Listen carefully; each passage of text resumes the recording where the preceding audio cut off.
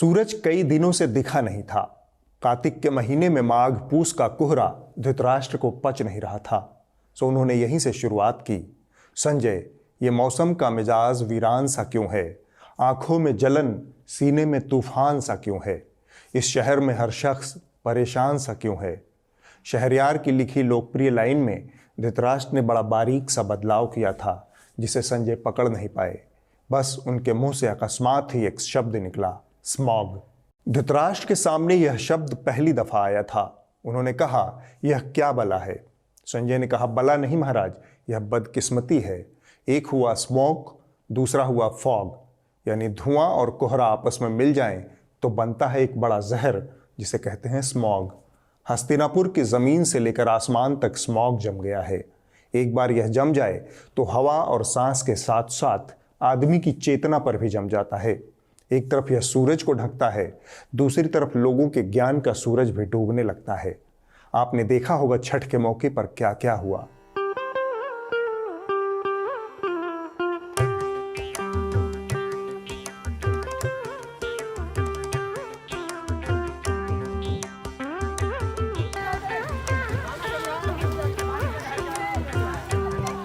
सांसों की रस्साकशी से गुजरते हुए धृतराष्ट्र ने डंकापति का हाल पूछा।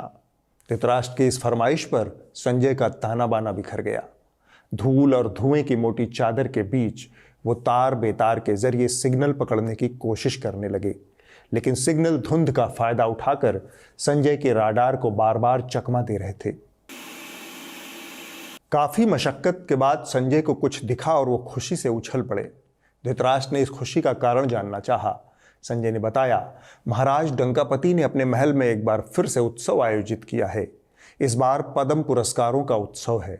एक से एक दरबारी नवरत्नों को पुरस्कार बंट रहा है। राष्ट्रपति रामनाथ कोविंद ने दिए 119 पद्म अवार्ड। राष्ट्रपति भवन में हुआ शानदार कार्यक्रम। जापान के पूर्व पीएम शिंजो आबे को दिया गया पद्म विभूषण। एसपी बालासुब्रमण्यम को भी पद्म विभूषण। दिग्गज नेता अरुण जेटली और सुषमा स्वराज को भी पद्म सम्मान। परिजनों ने ग्रहण किया सम्मान। यह सुनकर धृतराष्ट्र को पहली दफा मजा आया। उन्होंने पूछा, कोई खास दरबारी? संजय ने कहा, यूं तो बहुतेरे हैं महाराज, लेकिन डंकापति की खासुल खास कंगना रनौत का जिक्र मुनासिब होगा। धृतराष्ट्र ने पूछा, ये क्या करती हैं? संजय ने कहा, नाम के मुताबिक वक्त बेवक्त राग कुकुरहाओं में खनकने वाली कंगना। धृतराष्ट्र को और मजा आ गया। उन्हें कंगना के राग कुकुरहाओं में बड़ी दिलचस्पी जाग गई। उन्होंने संजय को आदेश दिया कि कंगना के राग कुकुरहाओं की कुछ झलकियां पेश की जाएं। फरमाइश महाराज की। चश्मदीद समूचा हस्तिनापुर का दरबार सबको हाजिर नाजिर मानते हुए संजय ने कहा, डंकापति ने जैसे ही उन्हें पद्मश्री दिया, अगले दिन जश्न मनाते हुए उन्होंने राग कुकुरहाओं की पहली किस्त जारी कर दी। British were acutely aware of it, that the blood will flow, but they decided whose blood will flow. It shouldn't be their blood, and for that they needed some people who could help them, so that Indians' blood flows, but not theirs. Now these are the people who were labeled as liberals, Congress, and so on and so forth. These are the people who swiftly, like, आज़ादी अगर भीख में मिले तो क्या वो आज़ादी हो सकती है? आप खुद बताइए।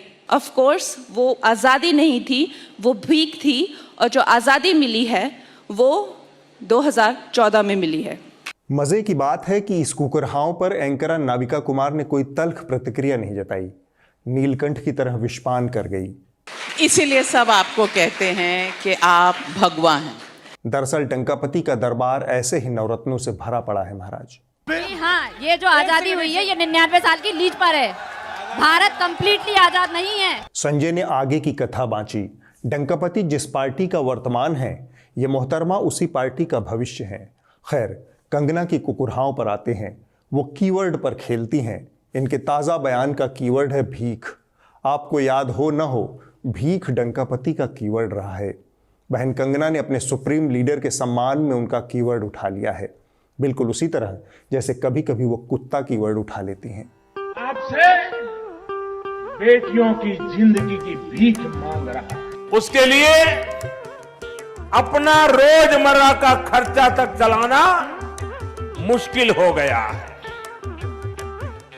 वो कटोरा लेकर के घूम रहा है।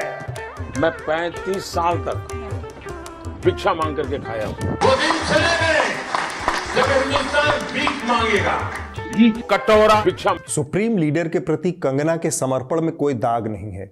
आलम यह है कि 1947 में जो भीख मिली थी उसमें कंगना के दादा का कटोरा भी शामिल था, लेकिन सुप्रीम लीडर की मोहब्बत में कंगना ने अपने दादा का कटोरा भी खारिज कर दिया। My great grandfather was a freedom fighter. Dhritarashtra को लगातार मजा आ रहा था। संजय भी जारी थे। उन्होंने कहा, आजादी की तारीख साल 2014 पर शिफ्ट करके बहन कंगना ने डंकापति को एक बड़े नैतिक संकट से भी उबार लिया है। 99 साल वाली लीज की आजादी की मियाद एक झटके में उन्होंने 93 साल तक बढ़ा दिया है। अब डंकापति चिंता से मुक्त होकर राजकाज में मन लगा सकते हैं। यह सुनकर धृतराष्ट्र का धैर्य छूटने लगा, क्योंकि गणित में उनका हाथ तंग था और संजय दम पर दम आंकड़े गिनवा रहे थे। धृतराष्ट्र ने कहा, संजय कुछ और हो तो बताओ।